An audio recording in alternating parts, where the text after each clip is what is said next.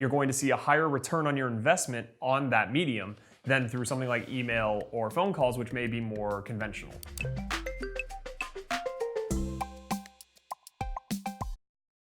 Hey everyone, welcome to Ontraport Use Cases. My name is Sam, and today we're going to talk about how to boost your marketing effectiveness with SMS messaging.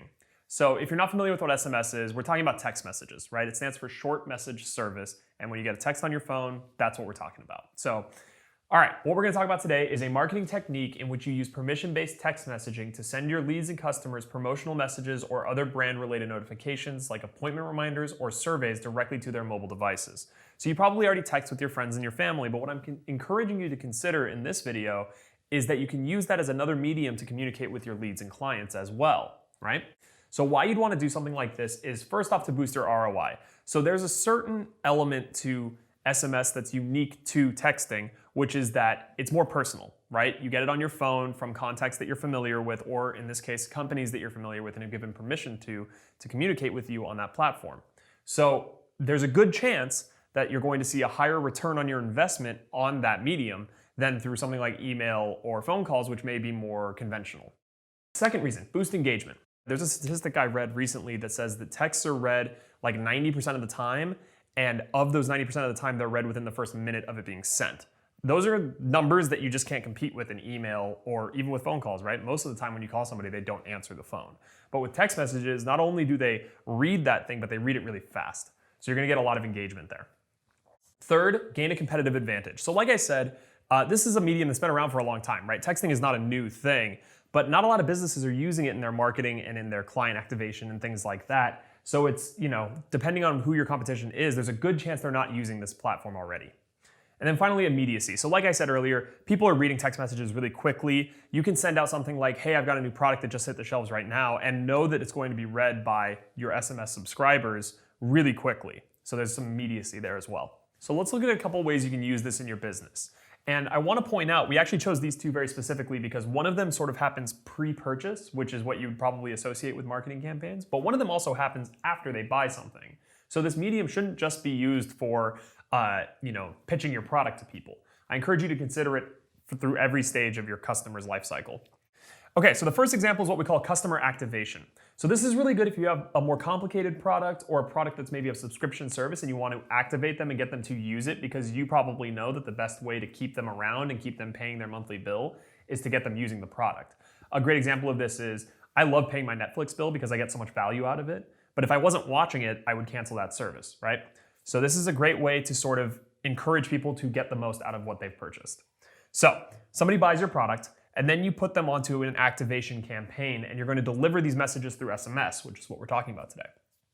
So the first one is, hey, do you want to receive product tips about this feature or at all, right? And this sort of depends on your product. If it was Ontraport, we might say something like, do you want to know about email marketing, or are you more interested in Salesforce automation, or what do you want to learn about? And then depending on what they respond with, we can get more targeted. For this example, I'm going to stick with a simple yes, no. So are you interested in product tips, right? If they hit yes, then you send them to a product tip page with another message. So you can have it say, great, here's a link to some product tips on our blog or something like that. That's a good way to go about that. If they don't respond, or if they say no, then no problem. You can send them another SMS a couple days later that says, hey, you weren't interested in that, how about this? Or what's the next thing that you should encourage them to try? And that sort of depends on you and your business. And then maybe something like a feature focus, right? So rather than asking if they want to receive tips on something, you can highlight a really powerful feature of your system. That's a great way to sort of pique people's interests. A really good example of this that I've seen in the real world actually very recently is I signed up for one of those text messaging based personal assistant services. And as soon as I signed up, I started getting text messages that said, hey, here's a really good idea for your first request, right?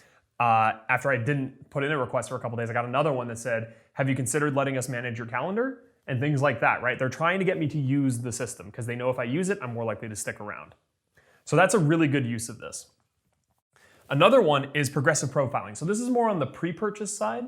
But what you want to do here is after somebody opts in to be a lead, that's not the end of the nurturing cycle, right? As you probably know, just because somebody downloads a free guide of yours on your website doesn't mean they're ready to buy your product right away. And in fact, most people won't be. So how do you qualify people and determine the hot leads versus the cold leads? One way is progressive profiling. So you can send them an SMS after they've opted in and say, hey, here's a question about, what's your biggest challenge in your business right now? That's one that we use a lot here at Ontraport. And then depending on their response, you can send them another question, right? And I should mention, this shouldn't all be immediate. You should space this out a little bit. You don't want to spam people's phones because that's a really easy way to get an unsubscribe. But the idea is you want to be asking progressive questions and niching them further and further down in terms of what they're interested in and how qualified they are for your product. What you can do then is in Ontraport, you can set up automation that says, hey, if they answer this way and this way, they're a qualified lead, put them on a hot lead campaign. Maybe that goes straight to the sales team, depends on you and your setup. And if they're not qualified, then put them on a warm lead campaign and get them, sort of nurtured over a longer period of time. Let them know, sort of educate them on how to be a qualified lead. I know that sounds a little odd, but we do that here at Ontraport. If somebody doesn't have a business, then they're not a qualified lead for Ontraport. So we start sending them, content and educational resources on how to start a business. Because if they do, and we were the ones who helped them in the first place, then we know they'll come back and sign up for an account. So that's just a couple ways that you can use this. Another great way to use this is just to bake this into whatever campaigns you're currently running. Whether they be marketing campaigns or customer experience campaigns or whatever they are, but you can use this as another way to communicate with your leads and your customers, knowing that they're going to read them quickly and often so that you can hopefully get better ROI on your marketing campaigns and get people to stick around and use your product for longer periods of time. So if you have any questions about this, check it out down below. We've got tons of information and lots of use cases on topics just like this that you can use in conjunction with this strategy. So I encourage you to check those out, and we'll see you next time.